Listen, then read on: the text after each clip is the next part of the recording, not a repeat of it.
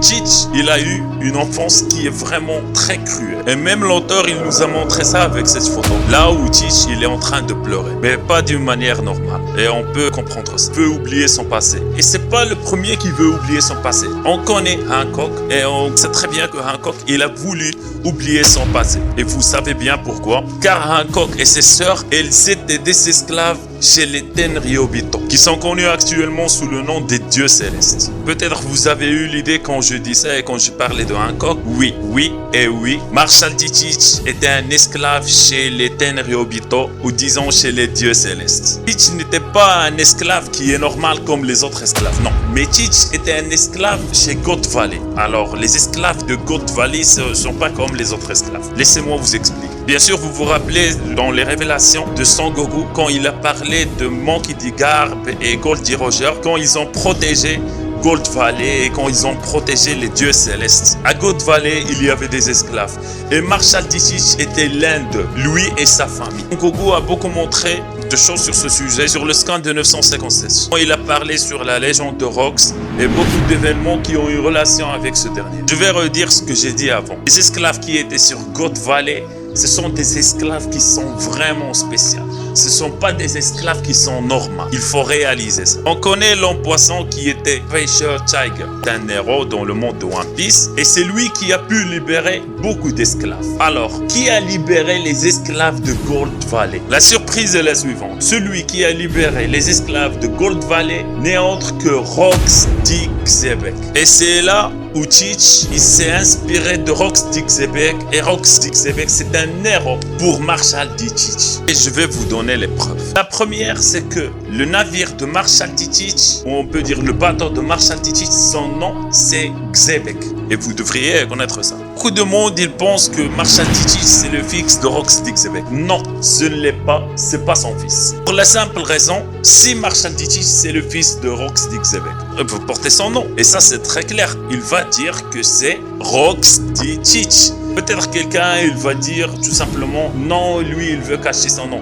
Non, c'est pas le genre de Marshall D. Teach, crois-moi. Tout simplement, s'il veut se cacher, pourquoi il va donner le nom de Rox à son bateau et à son navire? Je vais vous montrer un secret. Et vous devriez bien me suivre et concentrez-vous. La première fois où on a vu Teach, c'était sur le scan de 223. Voilà, ici. Regardez bien ici. On voit Hachi et Kimi. On peut voir le tatouage sur Hachi. Et ce tatouage-là, on le fait tout simplement pour cacher l'emblème de Gold Valley. Et le tatouage de Gold Valley qui montre qu'on est des esclaves. Et ça, c'est une preuve que Teach était un esclave chez les Gold Valley. Voilà une autre surprise encore. Usopp, il représente Teach dans le manga. Et voilà les preuves. Regardez ici. Ici, on peut voir que tout le monde est en train de dormir. Mais Usopp, non. Il n'est pas en train de dormir. Et c'est le cas de Teach. On sait tout que Teach, il dort pas. Et ça, c'est Shanks qui l'a dit. Regardez dans le scan 405. On peut voir que Usopp ici, il ressemble tellement à Marshall D. Teach. Et regardez ici comment Usopp, il ressemble tellement à Teach encore.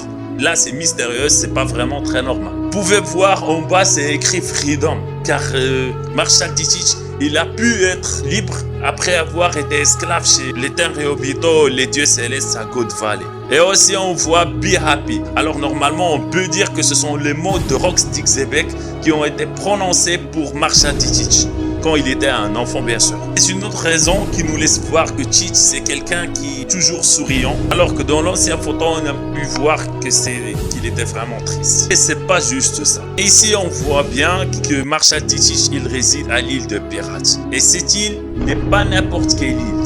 Car ici, l'équipage de Rox D. Xebec était formé dans cette île. Et là, on peut bien voir que Marshall D. Teach, il a une grande relation dans l'histoire avec Rox D. Xebec. Marshall D. Teach, il veut être le maître du monde. Il veut être l'empereur du monde.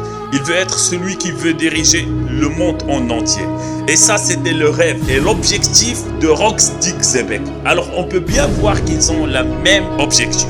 Et bien sûr, ici, c'est la grande surprise. Je vous laisse voir ce visage. Et ce visage, il vous rappelle bien sûr Marshall D. Teach. Regardez combien il se ressemble. Regardez combien ils ont la même structure de visage. Bien sûr, là, on parle spécialement de leur nez. Et aussi, bien sûr, ça vous rappelle Usopp. On peut dire que Teach, imaginons dans le monde One Piece que Teach était vraiment un être humain qui existe dans ce monde.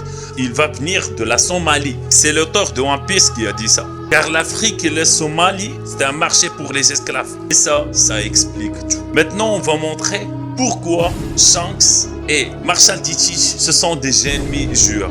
Et pourquoi ce sont des ennemis qui se détestent. On va dire pourquoi. Comme on a pu voir dans l'épisode, ou dire le scan de 969, on a pu voir que Shanks était en train de pleurer d'une manière intensive. Alors que dans le scan qui était avant celui-là, il était quelqu'un qui est heureux, et voilà, et il nous a donné l'impression qu'il n'y avait pas de problème. Alors pourquoi ce changement radical? Une explication qui est très rationnelle. Shanks, il a voulu partir voir Raftel. Il a voulu connaître Raftel, puisque son inspiration c'était Goldie Roger. Mais voilà, quand Goldie Roger est parti Raftel, Roger a révélé à Shanks son passé. Et Shanks, il n'a pas pu accepter son passé puisqu'il a su que Shanks était un Terriobito, était un dieu céleste. Et voilà, ça c'était la surprise pour Shanks. Et la plus grosse surprise, c'est que les parents de Marshall D. Teach étaient des esclaves chez les parents de Shanks. C'est pour ça, Marshall D. Teach, il déteste Shanks et il déteste sa famille. Car Marshall D. Teach, il n'aime pas, d'une manière générale, les dieux célestes. Buggy, c'est la même chose aussi. Les parents de Buggy, ce sont des dieux célestes. Alors Shanks et Buggy, ce sont des dieux célestes. Et Roger les a laissés dans son navire tout simplement car ils étaient des enfants. Et là, c'était dans la bataille, la grande bataille entre Rox Zebek et Monkey D. Garp et Goldie Roger. Alors là, je pense que vous avez compris et tout est clair maintenant pour vous. Alors pour partir à Raftel et pour connaître le One Piece, il devrait être dans la famille D. C'est seulement la lignée des D qui peut partir à Raftel. Et ce qu'on a dit maintenant, ça explique aussi pourquoi Shanks, il a pu voir les Gorosei sans problème. Et aussi, ça explique pourquoi les Gorosei, ils ont accepté de parler avec Shanks. Car c'est un dieu céleste. Et croyez-moi, pas n'importe qui il peut entrer dans le Marijo. Et comme j'ai dit avant, les parents de Shanks, c'est la cause pour laquelle les parents de Teach, ils sont morts. Et Teach n'a pas oublié ça. C'est pourquoi Teach, il déteste et il n'aime pas les dieux célestes et surtout les parents de Shanks. C'est pour ça Shanks et Marshall D. Teach, ce sont des ennemis jurés. Comme on voit ici, Fish Tiger, il a dit tout simplement que les démons qui résident dans son cœur, ce sont les plus maléfiques. Et il a dit les démons, il n'a pas dit un démon. Voilà, concentrez-vous sur ça. Aussi, on va lier ça avec Rob Lucci, il a dit ça à Enies Lobby. Il a dit ça que pour un être humain, il est impossible d'avoir deux fruits de démons, juste un fruit de démon. Car les deux démons, ils vont se battre à l'intérieur du corps de celui qui les possède et il va s'exploser. Alors, comment Teach, il a pu manger deux fruits de démon? On va répondre à ça. Beaucoup de gens, ils pensent que le Yami Yami no Mi, c'est la cause pour laquelle Teach, il a pu manger deux fruits de démon. Non, c'est pas ça la cause. Tu as une relation avec le cœur. La partie où se déroule le combat entre les deux démons, c'est dans le cœur. Concentrez-vous bien avec moi. Le cœur, c'est la partie la plus importante dans un corps humain. Le cœur, c'est le moteur de la circulation du sang dans le corps. Les fruits des démons, ils ont relation avec le sang. Par exemple, quand Big Mom, il a mangé Mother Caramel. Voilà, alors tout simplement, Big Mom, il a pris ses pouvoirs. Et c'est une autre preuve qui nous confirme que les fruits des démons, on peut les hériter avec le sang aussi. Une autre preuve. On se rappelle quand Borges il a attaqué Luffy et quand il a pris prendre son fruit de démon. Voilà, il l'a attaqué avec un couteau. Et voilà, on a pu voir ça. Ok, on a compris ça. Le sang, quand on boit le sang de quelqu'un qui possède les fruits de démon, on peut hériter de son fruit de démon. On a bien compris ça. Mais comment Teach, il a pu avoir deux fruits de démon? Comment il a fait ça? On voit dans l'emblème et on peut dire le drapeau de Marshall D. Teach qu'il y a trois crânes et trois têtes.